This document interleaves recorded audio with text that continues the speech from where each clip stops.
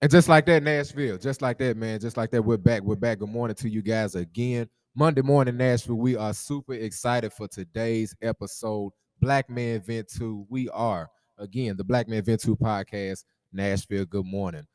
Body mass index of coaching and mentorship in a black man with our special guest in front of us. And man, I just cannot be more excited to have this brother in front of me. Met him again throughout the political season that we were in, going through the local election. And he agreed to come on our platform with us, man. And we could not be more excited than to have Mr. JB Smiley onto our show today. Pops. Yeah, man, I'm excited to have this brother on, man, because when we went to that event at the weekend, man, I listened to him and I listened to him explain what he was going to try to do, man, for Tennessee. And I just listened to the way he presented himself, man. And I said, man, you know what? That's a positive brother, man. And we got to figure out some kind of way to get this brother on our platform, man. So I'm excited also to have him here today. Nashville, let's get into it. The body mass index again of coaching and mentorship in a black man with JB Smiley Jr. He is running for governor of Tennessee. Yeah. A native Memphian, 901 Shelby County. I respect that. With 5 siblings, born to a social worker and Bronze Star Army soldier, JB Smiley Jr. knows the value of hard work and a healthy, supportive community. After JB's collegiate and semi-professional basketball career, man, you hoop too? I know that. He pursued a legal education and later a political career. But his life in serving the most vulnerable started from a young age. JB's first experience with teamwork and leadership was a Cub Scout with the Boy Scouts of America. Never afraid of getting his hands dirty, JB has done everything from working as a landfill cleaner to washing dishes. All right now. As his father taught him to never forget the bridge that brought you over. JB decided to stay in the region to attend college and then law school at the University of Arkansas at Little Rock William H. Bowen School of Law. Lastly, Nashville, while in law school, JB served as a member of the Law Review, Moot Court Board, and as vice president of the Black Law Students Association. JB successfully passed Arkansas as the Tennessee bar exams, and the Tennessee bar exams while writing his first book, Born With It, Unleashing Your Greatness. All right, man. Nashville, the guy has such a hefty biography. I'm going to cut it off right there, man, because we're going to get more into it. And I'll let this brother explain who he is, what he does, and again, how he's representing himself as being governor or soon to be governor of Tennessee. Without further ado, Nashville, man, presenting the song, introducing the others, my good friend, Mr. JB Smiley Jr. Brother, how you doing this morning? I'm doing well. Thank you for inviting me. I tell people, you ask me to come, you just know if you ask somebody from Memphis to come, we're going to pull up. Yeah. So we pulled up, and I'm just eager for this discussion. I'm going to have fun today. Yes, sir. Yeah. Yes, sir, man. Again, man, we again are excited to have you on the Black Men Vent 2 podcast. Nashville, have you heard a black man vent today? First question I want to break into, Mr. JB, man, is just how you doing? How you feeling? How are things going, man, with the campaign, and what are we looking forward to? Well, y'all told me this was Black Man Vent, so I'm going to vent a little bit. Go for it. It's been different, you know, being young, business owner. Yes, I feel like I have 4 or 5 jobs, just trying to figure out how to balance it all. Yeah. And when you're trying to balance it all, you got to figure out how to carve out some time for yourself, but also make sure you don't let the folks down that you're in a position of trust with, opportunity to serve. So just try to figure out how to make it work. And we've been making it work. Grateful for me that I have. Come and go with me to a better Tennessee. Come and go with me to that land. Come and go with me to that land. Come and go with me to that land where I'm bound, oh Lord, where I'm bound. There'll be freedom in that land where I am bound. I am bound. Yes, there'll be freedom in that land where I am bound. I'm JB Smiley Jr. I grew up singing this song in church. You may know it as well. While the melodies may differ, its message of peace, freedom, and justice for all people unites us as Tennesseans. So today, I'm announcing my run for governor, and I'm inviting you all to come and go with me to a better Tennessee. I grew up in Memphis, in one of the poorest zip codes in the state. But my shot out was perfecting this shot and going to college on both an academic and basketball scholarship. Then I got a law degree to help give back, and I am proudly serving my community on the Memphis City Council. I decided to run for governor because right now there are too many shots fired, not enough shots given, and too few shots for our young people to reach their full potential. As governor, I will reduce crime by implementing a robust community policing program. And I'll fund prevention programs focused on those most likely to commit violent crime, because everyone deserves to be safe in their homes and communities. I will encourage folks across this state to do right by each other. That means getting vaccinated. And I'll ensure Tennesseans have access to healthcare no matter where they live. And I will make it a priority to give our young people a real shot at success with state-of-the-art vocational training in every high school and partnerships with our business leaders to create pathways to the jobs that will help the next generation stay here in Tennessee. So today, I'm hoping you all will come and go with me. Let's go build a better Tennessee together. Be there when you're going through it, because no matter how important you think you are, no matter how big you think you are in your particular life, you're always going to have a time where you need someone to talk to mentor you in various areas. Hey, man, and I was just sitting there thinking that's what make mentorship so great and coaching so great, because mentors and coaches can see things in you that you can't see in yourself. I know that's man. the truth. You know what I'm saying? You know what I'm saying? Because you be thinking like, they's telling me I can do this stuff, and I'm thinking to myself, man, you got to be kidding me. But next thing you know, you started kind of liking it. You start kind of listening to them, and next thing you know, you're doing it without even thinking, man. So was Mr. Michael kind of, when you went to him, did he tell you, or did he say, man, you probably could have a career in this, man? So I thought he lost his mind by helping me, secure that internship. Because which I don't know. So when people see me out now, I have tailored suits or I'm dressed real casual. Right. When he tells a story, he always tells a story of what I was wearing when I walked in, thinking I wanted to be a lawyer. I was wearing these extremely big pants. My tie was tied too long. Yeah. My shoes was too shiny. Yeah. I was just having a hard time. Yeah. I thought I was like, okay, and I had a Stacey Adams on my feet. Young people don't need to be good. wearing Stacey Adams. I thought I was good. Yeah. And I was wearing a suit, a blazer with two buttons, and I had both of my buttons buttoned up. Someone didn't tell me I wasn't supposed to button the second one. So you need people, in your life to kind of say, look, let me help you get to where I think you are heading. I see it, but I was just trying to figure it out. Right. And I tell people it all the time. So it's okay to say that you're just trying to figure it out. And then I was just trying to figure it out, and I thought I knew where I wanted to go.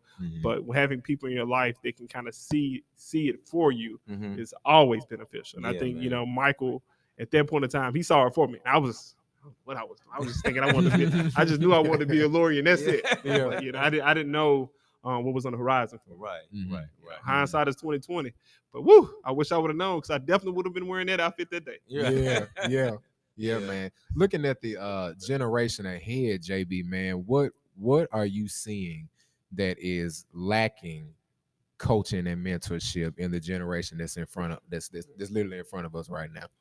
Well, assuming when you mentioned the generation ahead, I'm assuming you're talking about Generation Z, the younger generation. Yes, okay. Yes, sir. Well, I don't necessarily. So what I don't like to do when I talk with young people or try to look into what their future has in store for them, I don't want to shift blame. I think it's incumbent upon those folks who are a little older to see it for them.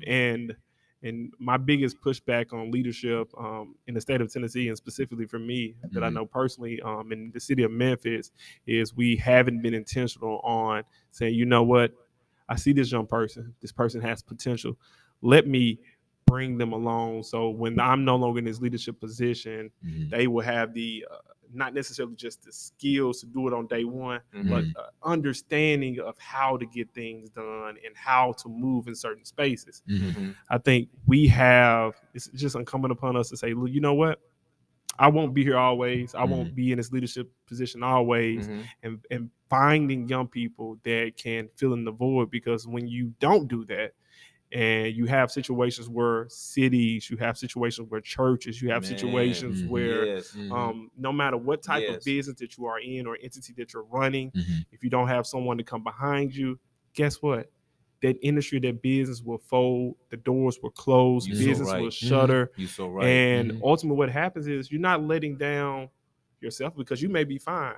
Right. You're letting down every single person in your community, because these Yeah. businesses have for a long time been a cornerstone of what we consider, what home is, what family is, what community is. So Mhm. Yes, sir. we have to, say, you know what, they may be going wrong right now, but if I put myself in their lives and I give them the proper guidance, the proper perspective, and put them in a position so that they can utilize the resources and give them opportunities, they're going to be just fine. And we Mhm. have to do that. Mhm. Yeah. And Mhm. I think, the generation that came before us, some did, some did not. But, Mhm. I want to know that when I leave this earth, that I Mhm. reach back, I pull people up, and I have people my own age that can fill my shoes just in case something bad happens. Because I Yeah. want Yeah. everything that I touch to be able to continue on after I'm gone. Most definitely. Man, that word opportunity is big, man, because coming up in my generation, man, you didn't have a lot of opportunities. You know what I'm saying? And I think about it all the time. When I left my home to go to college, man, my mother had a seventh grade education, and my father had a third grade Sound education. like my grandma. Yeah, Mhm. man. And they sent me off to school, man. And I think I remember them giving me something like $1,200 and dropped me off at TSU, man. You know what I'm saying? And they didn't know what to do from there.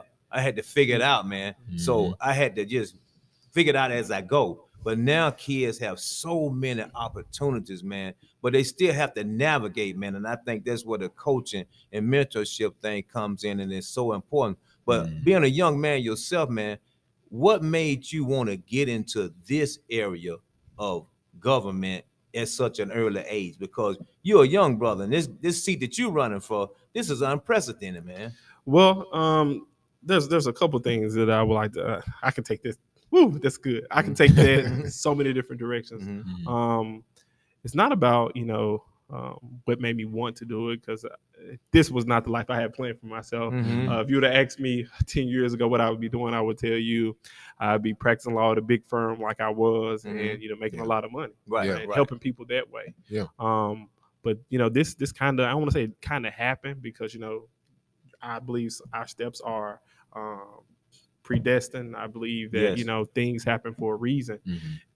For this situation, how I got into politics, I was speaking on a panel as a second year law student with some very prominent lawyers and judges. One of the judges y'all may know was Judge Joe Brown, former TV judge. So I was That sitting is on a panel crazy. Come with on, him man. It's crazy. as a second year law student. I know Wow. nothing about the law at this point. I was like, Yeah. why am I on this panel? Yeah. I'm listening to all these people say all these good things. I was like, well, I don't know what I'm gonna tell y'all. Yeah. Yeah. And spoke on the panel. There was a young lady sitting in the crowd, and she came and started talking to me. And she said, well, there's a meeting going on. Mhm. Do you want to attend? So I'm a broke college student. I said, Mhm. well, I don't really want to go. I'm thinking she's gonna tell me it costs. Yeah. I don't Yeah. have- Right. Right. So she's like, no, it's not that type of Yeah. meeting. Yeah. Yeah. And then she said, Yeah. the thing that you say to any time you have a college student, there's going to be free food. I said, Mhm. yeah, I'm going. You Come better on know now. it. So You I better go know it. to this meeting, and there's a lot of discussion going on. Mhm. And it was the Democratic Party meeting. Mhm. I know nothing about the political process. I don't know how the Democratic Party functions. Mhm. I just know that these people potentially make decisions about what we have going on. Right. And I remember leaning over to her after hearing them argue back and forth, and I said, are these our decision makers? And she said, yeah. And I said, I think I can do better. And from that Whoa. point on, Wow. it was, let me learn about it. Because, Mhm. you can say you think you can do better, but Mhm. it's incumbent upon us to learn everything we can before we do something. Because True. you don't want to half step. I True. believe in putting my best foot forward in everything that I do, and the rest is history. Mhm. When I talk about how we move forward and the impact on what this role have, a lot of times what I get, and I speak particularly to the Black community, is always about age. Mhm. So Mhm. I'm Right. 34 years old. Mhm. Mhm. I'm a lawyer. I'm licensed in 3 states: Tennessee, Mississippi, and Arkansas. Come on. Come on. I've done a lot of different things. Yes, sir. And what I always have to do is I say, well, no, this is not the first time a young person has done anything. And I sometimes I tell them about a 31-year-old white lawyer who was the attorney general for the state of Arkansas. All right. He later became the governor at a very young age. Come on, His name was Bill Clinton. And all sometimes right, Bill, sometimes yeah. I point them to a young man who was born, and I believe in 29, died in 68. He led a movement to change this world. You so And right. Yeah. then I say, right. when I'm in the following. black church, I say, if you know what I'm talking about, can I get an amen? That's it. And then the Amen. black, and then the black Yeah. church say, all right, Dr. King. Yeah. Yes, sir. And we can go a little bit deeper than that. There was another young person Yeah. in her teenage years. Mhm. She had a big responsibility. She had to carry a person who saved us Man, from come all. on, man. You So- trying to make me jump So, about this chair. what I try to tell them is age doesn't define experience. So Age true. doesn't make it right or serve as a barrier of leading people. I think that's put into you. So I don't think age is a barrier. So what I tell people is this. And then when I go into the white community, they don't really get so caught up in my age that say he doesn't have enough experience. And then sometimes, and I'm speaking to every young person who wants to lead and know they have in them they lead. I say sometimes, what my generation says, sometimes you got to pull the receipts. And Come then on. sometimes you got to say, let me go down my resume. Yeah. And Yeah. when you talk about politics, I don't think there's many people who've done as much as I have in politics. I said, Yeah. well, I've been the vice chairman of the Black Caucus of Young Democrats of America. I served as judicial counsel for Young Democrats of America. I served as on the executive committee of the Shelby County Democratic Party. I served as the treasurer to the Tennessee Young Democrats. I've done a lot. Yes, sir. I currently represent one of the most diverse districts in the state of Tennessee. I represent the poor zip code in the state. I also represent one of the most affluent. I represent 350,000 people. Come on, man. And you would be Wow, man. hard pressed to find someone who's done more in 2.5 years on the city council in the city of Memphis in its history than Yeah. I have. Yeah. So sometimes you got to run down receipts. Yeah. Yeah. But at the end of the day, if it's not about receipts, it's not about your age, judge me by my heart. All right. I don't, you will hardly ever see me walk up to any place with a written script, Yes. because when I speak from the heart, Yes, and I sir. say it because I mean it. So Mhm. judge me by my actions, judge me by what I tell you. And I always tell people, let my yes mean yes, my no mean no. Because if I tell you something, I mean it. Yes, Yeah. sir. And so, that's just my position, my take on it, and how we move forward and how I act accordingly. Man, I'm just sitting up here thinking, man, you talking about steps being predestined, and the Bible said that the steps of a good man are ordered, and he delights in his way. And you talked about Joe Brown. Oh, What my about God. we had Joe Brown on here, man? We had him. Yeah. We had him on the so show, you, man. So you follow Oh, my Joe God. Brown, man. We so, had him on the so show, I'm man. thinking you stepping in the right place, Yeah. brother. And, So and you being where you are right now, man, when you achieve what you're trying to achieve, do you already have things in motion, or do you have a plan already? So I try to take things a day at a time, a step at a time, because there's 2 races that's currently being run. For me right now in this governor race, we have the August race, which is the primary race. Right. That's when each potential political party chooses its nominee. Assuming that things go the way it's going now, I will be the very first Black person to be nominated by any major political party to be governor of the state of Tennessee. Yes, sir. I'd be the youngest. Mm-hmm. And I understand the impact it has on our community, and I usually speak in very broad terms, but I'm very aware of what that means for people who look like us in this state. And the other folks are very aware too.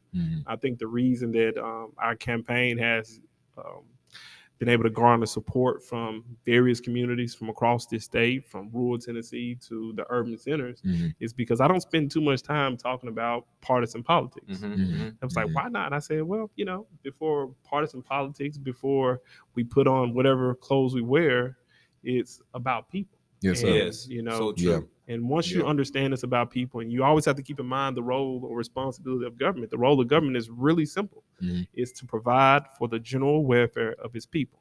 If you keep that in mind, you can figure out how to move whatever your particular issue is, whether it's health inequities, whether it's economics, whether it's contracting. You can figure out how to move it forward in a way that benefits communities. If you benefit in the state of Tennessee, you're going to benefit Black and brown communities. You're going to benefit white people. You're going to benefit gay, straight. You're going to benefit people from every socioeconomic status in this state if we do it the right way and we remember it's about people. And so I'm always aware of what I want to accomplish, but we got to get there. And then just to talk briefly about the general election, I understand what that means too. That means running statewide in a state that's 17% Black. That means convincing people who have preconceived thoughts about people who look like me. That means speaking directly to some of their biases. And also means convincing Black folks that a young man can lead. Yes, sir. So I'm always aware of that. But what my father always tells me, and I mention him a lot because his teaching, his teachings, always stick with me. He say, well, there's two things that I always want you to remember. And he said it all the time. I was like, man, are you gonna ever stop telling me this? And now that I get older, I find myself, why am I repeating him right now? One thing, and I think you said it earlier, he would always say, never, that's the Apple Watch. He say, never forget the bridge that brought you. What he was telling me at a very young age is you don't forget where you come from. Come on. So when I go into spaces, in boardrooms where I'm the very first Black person or the only Black person, I'm mindful that I am setting a stage for the people that come behind me. Yes, sir. And also, so how I conduct myself, how I speak, how I move in those spaces, that's the impression that a lot of people gonna have. So I try to, do my best to hold myself accountable, even when I fall short, because we fall short. True. And another thing he always said, and I literally never understood this. He was like, service before self, like Mr. Smiley. What are you talking about? He just never would go into detail, but he would say service before self, service before self. And what I find out in my, I ain't say my latter years, I'm fairly young now, but I figured out, I guess we'll say fairly recently, he was telling me, no matter where you are, no matter what room you in, boardroom you in, I've had the opportunity to sit at the tables with some of the most powerful people in this country, some of the most popular people in this country. And I also had the privilege to be in the hood back in Memphis. I had the privilege to, sit down at tables with janitors. And I say privilege because I mean every experience that I meet someone, a genuine experience, it's a privilege. Yes.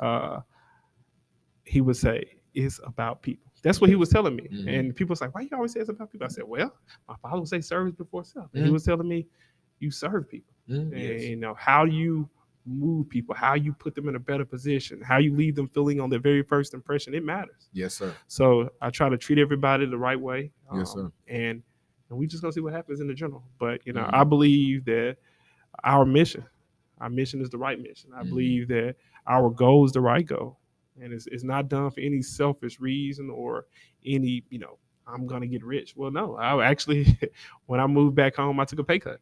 Wow. And I moved back to the house on 901 Mississippi Boulevard, 38126. If you look up that zip code, you will learn that is and probably was the poorest zip code in the state, and it probably still is the poorest zip code in the state. It was like, why do you live there? I said, well, this is my roots. I moved back in because there's a guy who said this, and I'm finished talking on this issue. A guy named Brian Stevenson. He said, the best way to address a problem is you have to be in close proximity with it. I can't talk about fixing issues in communities, and I'm unwilling and afraid to be in close proximity with it. Get in the middle. If I'm telling you that there's an issue with having a food desert in a community of poor folks, but I'm trying my best to get myself on the other side of town, I'm not really about that cause. That's right. So I moved into that community. I learned about that community, and God so fit to allow me to represent that community. And recently we allocated $1.5 million sitting there ready to bring in real development in the community that hasn't seen develop in over 30 years. Wow. And I just like, man, my steps was predestined. Yes. Man. Yeah. Man, you want to talk about a black man on the move, Nashville? We got my guy again, JB Smiley Jr., running again for governor of Tennessee. I'm manifesting that he is a governor of Tennessee, and we are glad to have him on our show today. After this segment break, Nashville, we'll get into some more venting with JB, man. I would love to hear about those days in the hood and washing them dishes and all that good stuff. Talk about that. Yeah. Gonna get into more of that good stuff right after this segment break. Nashville, have you heard a black man vent today?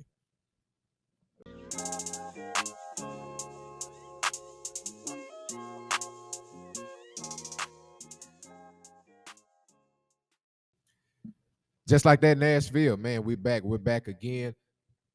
Black Man Vent 2, Nashville.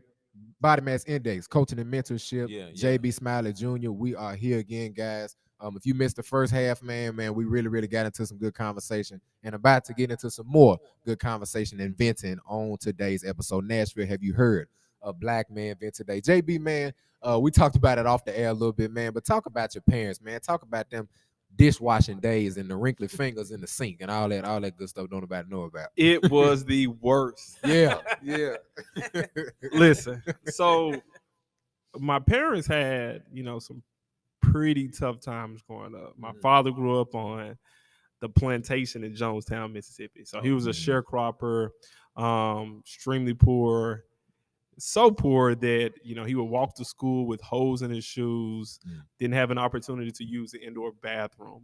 So he was going to the restroom in the outhouse every night. And the part that kind of, when I was learning of how he grew up was the number 3 tub. I know a lot of young folks who's listening to this, like, what is a number 3 tub? So this big iron cast tub, right? There's no indoor water, so he would have to go to the well, pump the water, and then you pour it into the tub. The problem is when it became late at night, you couldn't go outside. So imagine having 6 or 7 siblings and you pulled a short straw. Imagine what color water was that. My father was the run at the time, so sometimes he would just be bullied, so you know what color his water was. So he grew up, struggling and picking cotton. Like he openly talks about him having to miss school for weeks at a time because the family needed money, and the only way the family could make money is if he would go pick cotton. So he would pick cotton and miss school. My mom's circumstances were not much better, so she grew up in the projects of Memphis in the Statesport zip code, the Fowler Home housing projects. It's pretty rough. So the reason I talk about them a lot is like, man, they made me mad when I was young because when people talk about getting it out the mud, they don't really know what the mud is. My parents got it out the mud. They sacrificed everything. They made a really good living for themselves. But when they decided to raise me, I think I thought they lost their mind when they was younger. I was like, y'all make a decent living. Tell me why y'all trying to put me on this bus. Like, it didn't make any sense to me. And when it came time to get my first job, when I tell y'all I was mad, that's me being nice and because I'm sitting at the table with some fine young men. But you get what I'm saying. So I'm trying to get a job because I wanted to make some money. I was trying to see if I convinced my father to just give me a car. That didn't happen. And I was like, well, Dad, I know you know some people because little you introduced me to half the city of Memphis. And he was like, yeah, but nah, you just ain't got it, boy. I said, what? What do you mean I don't have it? He said, well, go see my friend. So at this point, I thought he was hooking me up. So I go to his friend, which used to be his former boss. He owned a company called the Command Center. I said, oh, this sounds cool. He said, when you get there, tell him Smiley sent you. So I go there, and there was a long line outside. I was confused by the line. And I get to the front, and I said, well, JB Smiley Sr. sent me. They said, Smiley? I said, yes, sir. He said, okay. I'll be right back. So he goes in the back, and he's talking loud. So he's calling my daddy. And I don't know what my daddy said, but I'm assuming there's something on the lines like this. Let's make him work. I just know my dad. He said, "Let's make them work." Because when I tell you, what I realized is I was at a labor workforce center. Oh, okay. Got you. So Gotcha. I didn't understand. The people waiting in line was waiting for their assignments to figure out what particular job they're going to go to. Uh-huh. And I just know my dad told the gentleman that owned the facility to make them work. So what happened for my very first time doing anything for this particular workforce center was I ended up in a landfill. And I'm literally in the landfill cleaning up trash, which the entire facility was trash. So I'm picking up trash. I'm like, this can't be my life. So I did that for 2 or 3 days, and I called my pops every day, and I'm mad. Yeah. He was like, you said you wanted some money. Yeah. He said, did you have to put in an application? I said, well, not really. He said, so I did make some calls for you. I said, this wasn't the call I wanted. Yeah. He said, okay. So Yeah. my father fancies himself as a very intelligent guy.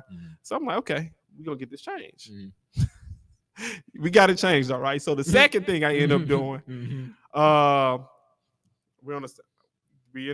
get on the van and they take us to the side of the expressway. Yeah. They give us some green vests and they give me a stick, and I'm Wow, cleaning up man. trash on the side of the expressway. Wow. I almost didn't get out. I'm gonna be honest, y'all. Look, it almost wasn't for me. Yeah. But I was like, man, I do want this, minimum wage of $7.25. But $7.25 to someone who's broke is everything. Come on, man. So I went out there and got my $7.25 an hour Yes, and sir. sweated, and I was mad again. This time I didn't call my pops. I said, you know what? He gonna tell me the same thing. I really don't know where to go to get another job. So I went back out again. And then I ended up on Shelby Drive at the Nike factory. And I thought I made it then because I just know I'm gonna go in, probably push a few boxes and make a pretty cool living, get some air conditioning. I go in, half the people go right, half the people go left. I went left. And guess where left was? It was into the kitchen. And I was washing dishes. I said, okay. I don't know what my dad is doing, but clearly he's trying to teach me a lesson. So I stayed at the command center for about, I think, 3 weeks consistently and just doing various odd jobs. But what they did teach me is what I say all the time, and it's kind of how I ended up seeking public office. So when it came time for me, when I was considering public office, I just moved back to Memphis. I had my dogs with me, and I walked around the corner to a car wash on Macklemore Street in 38126. This car wash was completely dilapidated. The grass was high. The paint was falling off the edifice of the structure. And I remember I was kind of bothered by that because when I was young, my dad would have his Mark 7, his Cadillac. We would go to this car wash. He would clean it up, and it was like a safe haven. Yeah. The kids would be out playing in the area. Yeah. And then he would just leave his car with the gentleman washing the cars. He would go to the shoe shine. But I'm outside in this parking lot, in this grass, this car wash. Yeah. So this was kind of like my childhood. On Saturdays and Sundays, that's where we're going to be. Right. One of those days, we're going to get this done. And I'm seeing this car wash was just falling apart. So I called my pops and talk about how we could do something about this particular area, this particular car wash. And this is what he told me. He just listened to me vent. My father was extremely long-winded. He's listening to me vent because I'm venting at this point. I was like, man, how do you let this happen to my childhood? I was blaming him for everything. He just listened to me vent. He said, well, son, you can either complain about it or you can put on your working boots and get to work. And when he told me that, I said, this man, I think he was building up this for him. He was building this up, or he saw this in his entire life, that this was going to be my life. Because literally that's what he was telling me when I was picking up trash off the side of the street, when I was washing dishes. I was trying to find out ways to make money to get something done that I wanted to get done. And I was complaining to him the first couple days about how hard the work was. And essentially what he was telling me when I was 17 and 18, he was telling me, I can complain or I can put on my working boots and get to work. Yes. And, when I'm in my late 20s and early 30s, when I talked about how to make change in the city of Memphis, he said the same exact thing. I can complain I can put on my working boots and get to work. So it was the same lesson at a different stage in my life, and it took some time for me to see that was the same lesson he was trying to give me. So I was like, well, I guess I ain't gonna complain no more. You see something? There was a quote that I saw today when we were out there, standing in solidarity with a young lady who made a medical mistake, was charged with a criminal crime. By Angela Davis, said something along the lines of this: I'm not going to change. I'm not going to accept the things I can't change. I'm going to change the things I cannot accept. And I was like, that's good. Yeah, that is. It's good. It speaks. It speaks. It speaks. So the things that I were complaining about, why? I'm gonna figure out ways or I'm gonna do everything in my power to change those things. So I try not to spend too much time complaining about much, because there's people going through things more than me. I tell this story often, and I'm gonna quit venting at this point. You good? On April 5th, it was a very long day for me. I have a city council meeting. The council meeting started 8 a.m. We finished about 6 p.m. Then I go home. I let my dog out. But when I let my dog out, I had to drive about 7 miles down the street. I get to the VA hospital. I go up the second floor, and I go to room 228. I sit in a chair. In the bed laying next to me was the other gentleman with my name, JB Smiley. And he got all these cords in him. He was diagnosed with a very rare condition called amyloidosis and congestive heart failure, fluid on his heart. And I asked him, how you doing? And he wasn't trying to hear any of that. Now, he laying in the bed, and I was thinking, he wasn't doing extremely well, and I knew he wasn't. But he wasn't trying to hear anything about me checking on him. He wasn't complaining about anything. Only thing he was concerned about was why I wasn't on the road campaign. It blew my mind. He was and he said something, and it was so powerful to me. I said, man, why is he's sick? He's 75, sick, not complaining. He's still trying to give me life lessons. He gave me another one. And I talk about it often. He said, just know this. Don't worry about your old man. As long as you are out there fighting for us, I'm fight to be here. Wow, man. So essentially was telling me the same thing. He was telling me. Think about this though. Think about this. The same thing he was telling me when I was 17 and 18. Yeah. The same thing he was telling me in my late 20s. It's the same thing he was telling me. He's been very consistent on what he meant. He said, go get to work. Yeah. You got work to do. Yeah, man. You got work to do. And I accept that. I got work to do. There's things that I simply cannot accept. So I'm gonna give you everything I have until I can figure out how to create that change. And that's what we've been doing. We're trying to create systemic change. There's a gentleman who created systemic change the right way. Legal. He just did it the right way. He was a former mayor. I won't want to say his name because I want people to do some research of their own. I want to give you the whole story. He was a former mayor of Atlanta. People talk about, why was King assassinated? When King got assassinated, King was talking about economics. Yes. This mayor got it. The reason that Atlanta is considered the mecca for all things Black and South is because what this mayor did. Yes. So this is what he did. When it came time to expand Atlanta's airport, the amount of the project at the time was worth about $450 million. He essentially said that he would not sign a contract unless Black people, minorities, received at least 25% of the contract. This was quite some time ago. Yes. Yes. Black people in the state of Tennessee, who make up 17% of the population, we only receive 1% of the contracting dollars. Wow. This man said this a very long time ago. He gave Black people an equity. Gave them 25% of the contracting dollars. The reason you see Black millionaires in Atlanta, the reason that Atlanta is prospering the way it is, because he had vision.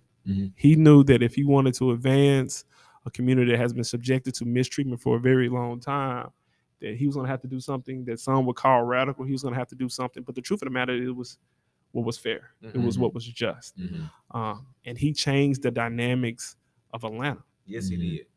And Yes, if he did. I'm from Georgia. I know who you talking about. I want people to do some research. Let's not say his name. I want people to do some research. Yeah. But like if we are ever to move in a direction of what's truly just and fair, we need leadership that has vision. We need leaders that are bold, that are courageous, that understand what the young people say.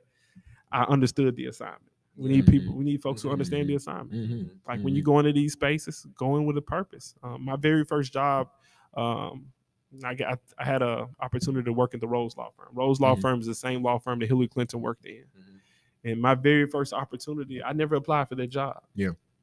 There's law students who were, I believe, more qualified, better positioned. I never applied for that job, but there was a networking function. I went in the room and I looked at the room. I researched every single person in there, and I knew every person that I needed to touch. Wow. I walked into the room and I understood the assignment, and I made a conversation with the managing partner. I made a conversation with the hiring manager. I made a conversation with every single person I needed to touch. I stayed in there 30 minutes and I left. They called the law firm. They talked to the dean of the law school. They came looking for me. The reason I'm bringing this story up particularly is because, this conversation is really not about me. This conversation is about the people who will hear this, and hopefully I'm inspiring someone to do something that folks think they cannot do. Yes, sir. When you go into these rooms, you have to understand the assignment. Yes. When you go and get in these positions, you have to understand the assignment. Don't take any meeting lightly, because that meeting could be the opportunity that could change your life. And it's not about changing. If it's not about changing your life, it could change the life of the people that come behind you. It can change the life of your kids. Yes, sir. And the reason I talk about potentially changing the life of your kids, my father, he had his best friend was Carl Johnson Sr. Carl Johnson Sr. was elected in like 1973.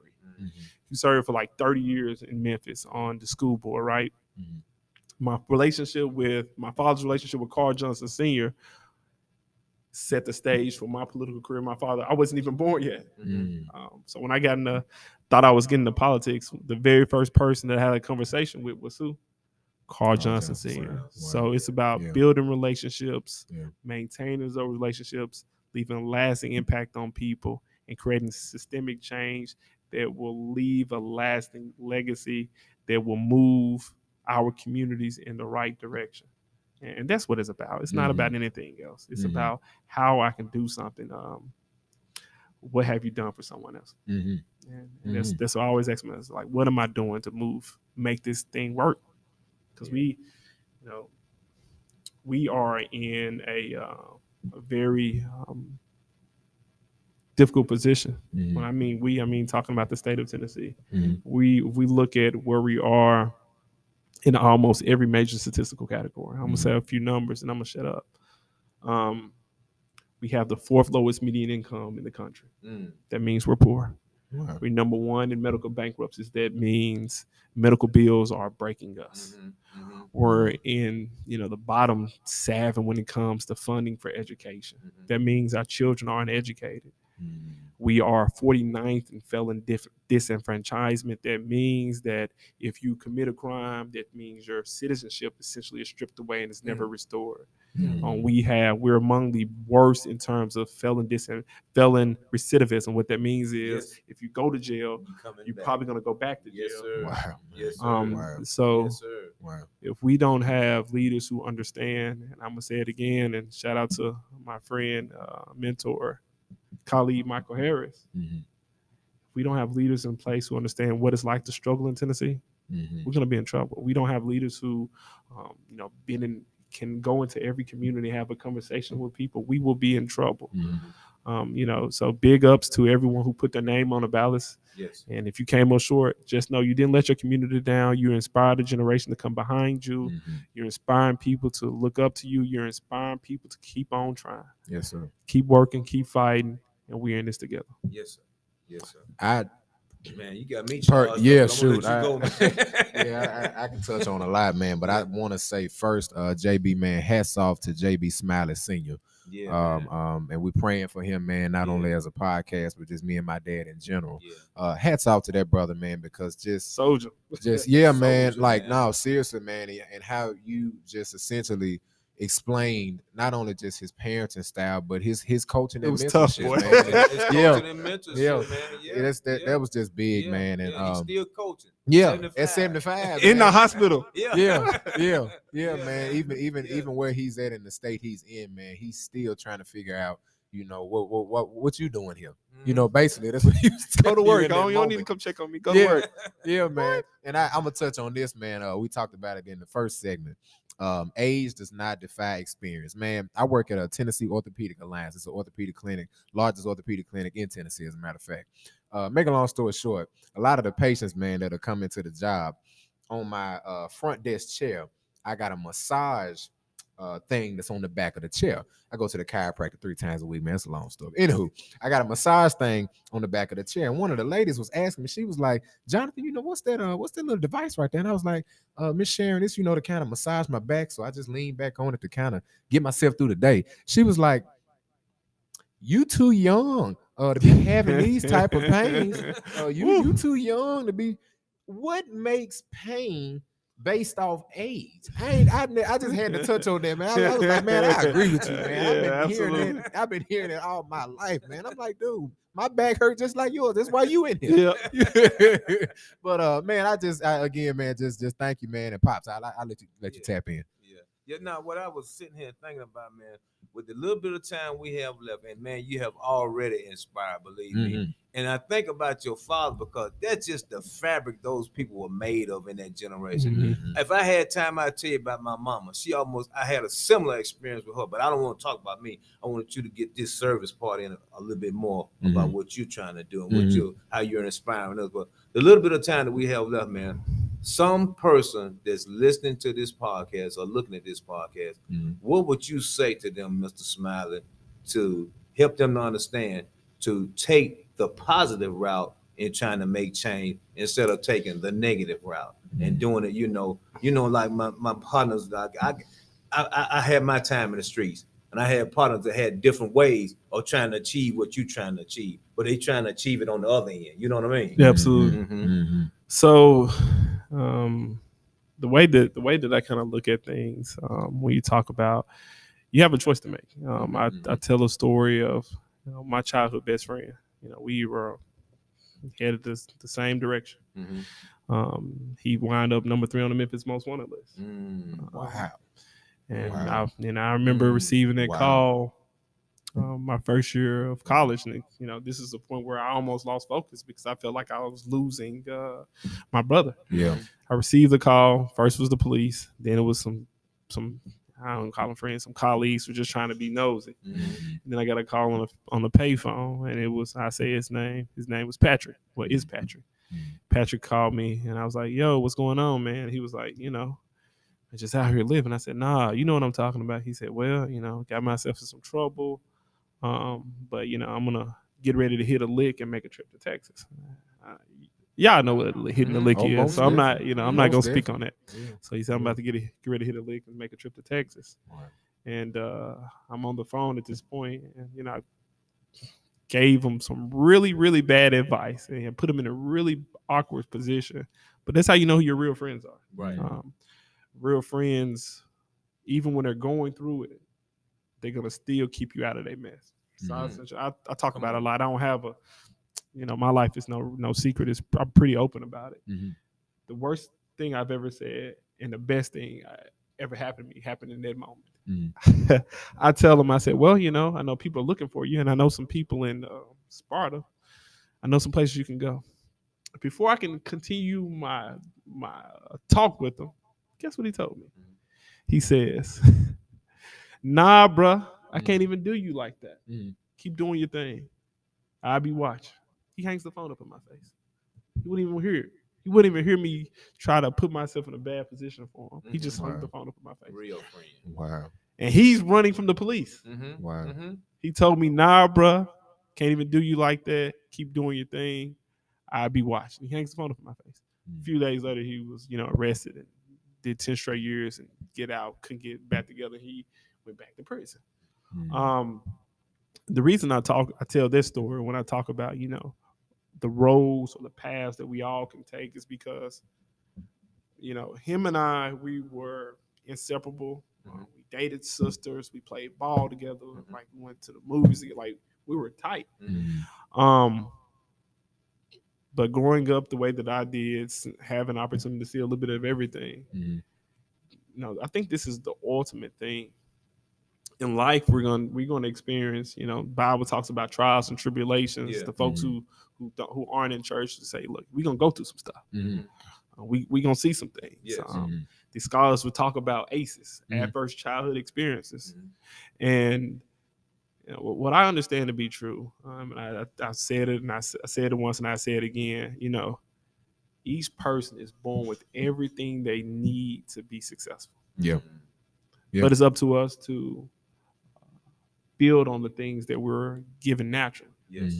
We can choose to focus on what's going wrong. We can choose to focus on the things that make life hard, or we can choose to spend our time developing the gifts that God gave us.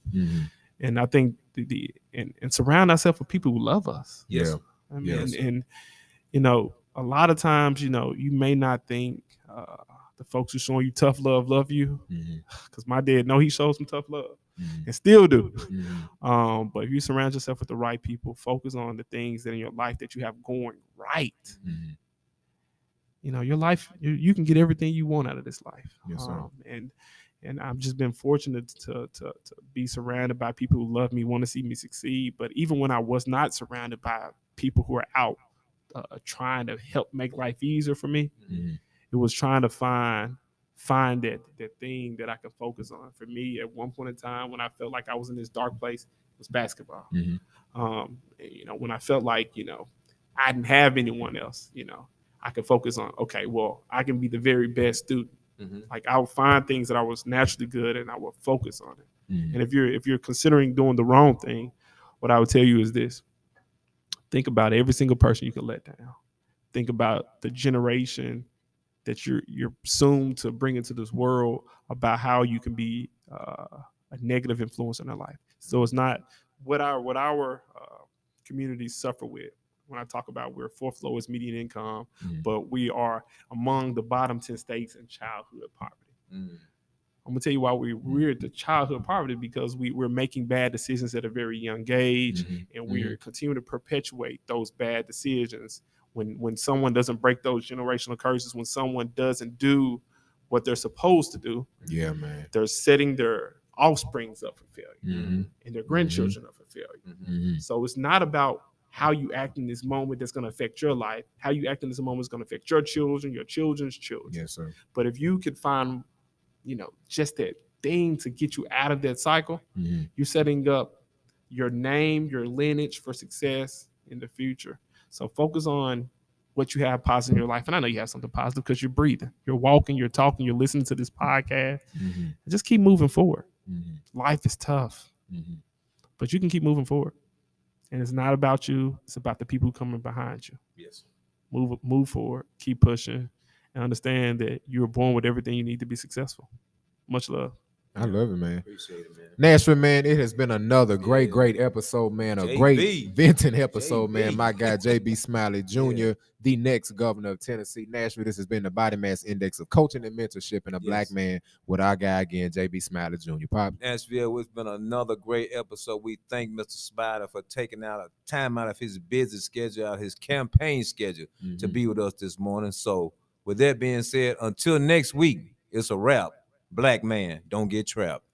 It is what it is. It ain't what it ain't. You can do what you can, and you can't with what you can't. This has been another episode of the Black Men Vent 2 podcast. Good morning.